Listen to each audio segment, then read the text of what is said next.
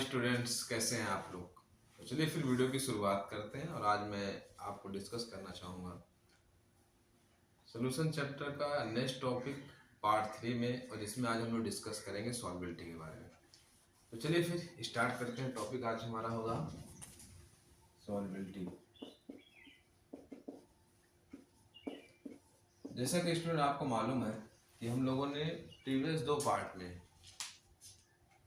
कुछ बेसिक चीज़ों को हमने पढ़ा था, जैसे मोलैलिटी था, मोल फ्रैक्शन, इन सब के बारे में डिस्कस किया था। तो नेक्स्ट टॉपिक की तरफ चलते हैं, सॉल्वेबिलिटी। आखिर सॉल्वेबिलिटी होता क्या है? देखिए स्टूडेंट, जब किसी सॉल्यूट को किसी सॉल्वेंट में डिसॉल्व किया जाता है, मिक्स किया जाता है, तो कहा जाता है कि जो सॉल्यूट का अमाउंट जो है उसमें घुलता है या डिसॉल्व होता है, तो उसी को एक पर्टिकुलर डिफिनीशन के फॉर्म में बोला जाता है, the amount of solute dissolve a particular solvent at a specific temperature and pressure known as the solubility. मतलब कहने का मतलब हमारे पास ये है कि सॉल्यूट का जितना अमाउंट एक पर्टिकुलर सॉल्वेंट में जो है डिसॉल्व हो जाता है, यहाँ पे हम लोग लेंगे सॉल्यूट, ये हमारे पास है सॉल्वेंट, यहाँ पे सॉल्यूट को मिक्स करेंगे। यहाँ पे जैसे एग्जांपल हम लोग ले लेते हैं, शुगर ले लेते हैं, और सॉल्वेंट हम लोग क्या ले लेते हैं, वाटर, शुगर सोल्यूशन। तो शुगर जितना इसमें डिसॉल्व होता है एक पर्टिकुलर सॉल्वेंट में, वही इसकी सॉल्वेबिलिटी कहलाती है। अब कोई भी सॉल्यूट किसी सॉल्वेंट में डिसॉल्व होगा तो कौन कौन से पैरामीटर उस पर वर्क करते हैं, तो हमारे पास 4 पैरामीटर स्टूडेंट आपको ध्यान रखना है। अगर मैं फैक्टर की बात करूं कि कौन कौन से फैक्टर अफेक्टिंग होते हैं जो है solubility of solute in the solvent, तो पहला होता है nature of solute, nature of solute. दूसरा होता है nature of solvent, nature of solvent. तीसरा हमारे पास होता है टेम्परेचर, क्या होता है स्टूडेंट, टेम्परेचर। एंड फोर्थ हमारे पास होता है प्रेशर। ये 4 पैरामीटर स्टूडेंट है जो हम लोग डिस्कस करेंगे इस टॉपिक में। एक चीज और ध्यान रखिएगा स्टूडेंट कि जो सॉल्वेबिलिटी की बात करते हैं, इस सॉल्वेबिलिटी को एनसीईआरटी में जो है 2 तरह की सॉल्वेबिलिटी डिस्कस किया गया है। पहला जो है डिस्कस किया गया है सॉलिड इन लिक्विड। हमारे पास पहला क्या होगा स्टूडेंट, होगा सॉलिड इन लिक्विड। और एक हमारे पास और दिया गया है स्टूडेंट, वो हमारे पास दिया गया है गैस इन लिक्विड। याद रखिएगा, गैस इन लिक्विड। मतलब कहने का मतलब ये है कि 2 टाइप दिए गए हैं, 2 टाइप हम लोग डिस्कस करेंगे। एक डिस्कस करेंगे सॉलिड इन लिक्विड और दूसरा हम लोग डिस्कस करेंगे गैस इन लिक्विड। जहां तक सॉलिड इन लिक्विड की बात है स्टूडेंट, तो हमारी क्या नाम है, एनसीईआरटी मेंशन करती है कि हमें 2 बीकर ले लेते हैं, ठीक है।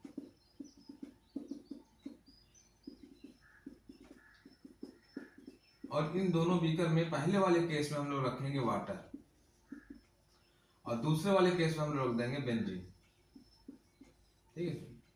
अभी हम लोग नेचर ऑफ सॉल्यूट और सॉल्वेंट को डिस्कस करेंगे, उसको टेम्परेचर और प्रेशर को डिस्कस करने के लिए हम लोग सॉलिड लिक्विड का एग्जांपल लेंगे, ठीक है। अभी मैं जनरल आपको बताने की कोशिश कर रहा हूँ। अब पहले केस में क्या होगा, अब याद रखिएगा हमारे पास 4 जो है सॉल्यूट के पार्टिकल हम लोग लेंगे। पहला हमारे पास ले सकते हैं हम लोग NaCl, दूसरा हम लोग लेंगे शुगर, तीसरा हम लोग लेंगे एंथ्रासीन, और चौथा हम लोग लेंगे जो है नेप्थलीन। ये आपको स्टूडेंट ध्यान रखना, ये 4 हमारे पास पार्टिकल है। हम लोग क्या करेंगे, हम 1 बाई 1 इसमें मिक्स करेंगे 4 के 4 को। मतलब NaCl को, शुगर को जब मिक्स करेंगे तो इसमें क्या हो जाएगा, सॉल्वेंट हो जाएगा। कौन, जब NaCl और शुगर को इसमें मिक्स करेंगे वाटर में। अब यही NaCl और शुगर को जब मैं यहाँ पे मिक्स करता हूँ तो क्या होता है, नॉट सॉल्वेबल, नॉट डिसॉल्व, ठीक है। अब अगर मैं एंथ्रासीन और नेप्थलीन को लेता हूँ इसमें, तो याद रखिएगा क्या होता है, नॉट डिसॉल्व या नॉट सॉल्वेबल। लेकिन अगर यही एंथ्रासीन और नेप्थलीन को मैं यहाँ पे लेता हूँ तो ये क्या हो जाता है, सॉल्वेबल हो जाता है। मतलब यहाँ पे हमें दिखाई दे रहा है कि नेचर ऑफ सॉल्वेंट और नेचर ऑफ सॉल्यूट डिसाइड कर रहे हैं कि कौन सॉल्वेबल होगा कौन नहीं होगा। और जब मैं ऑब्जर्व करके पता से करता हूं तो मुझे मालूम चलता है polar dissolve polar, polar dissolve polar. और non polar dissolve non polar non polar. ठीक है, polar dissolve polar, non polar dissolve non polar. तो वाटर का नेचर कैसा होता है पोलर का, तो इसमें पोलर डिजॉल्व हो जाता है। बेंजीन का नेचर कैसा होता है नॉन पोलर का, इसमें नॉन पोलर डिजॉल्व हो जाता है। अब थोड़ा सा हम लोग इस वाले एग्जांपल की तरफ चलते हैं जो सॉलिड लिक्विड वाला केस होगा। तो इसमें जब मैं इसको डिस्कस करता हूँ स्टूडेंट, तो इसमें दिया गया है जहां तक टेम्परेचर की बात है स्टूडेंट, किसकी बात है, टेम्परेचर के। तो आपके दो पैरामीटर दिए गए हैं। पहला दिया है एक्सोथर्मिक प्रोसेस के लिए जो सॉल्वेंटी का केस होगा इनवर्सली प्रोपोर्शनल होगा टेम्परेचर।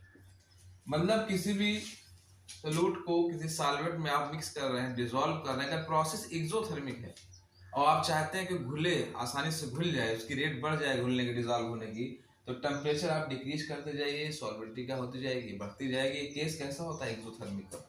वही दूसरा केस अगर स्टूडेंट हम लोग बात करें इंडोथर्मिक के केस में, इंडोथर्मिक तो डायरेक्टली प्रोपोर्शनल क्या होगा टेम्परेचर का। मतलब किसी सॉल्यूट को किसी सॉल्वेंट में, मतलब शुगर एक सॉलिड फॉर्म में, इसको किसी वाटर लिक्विड डिसॉल्व कराना चाह रहे हैं और प्रोसेस कैसी है इंडोथर्मिक है, तो याद रखिएगा आप टेम्परेचर जितना ज्यादा बढ़ाएंगे आप उसकी सॉल्वेंटी उतनी बढ़ती जाएगी।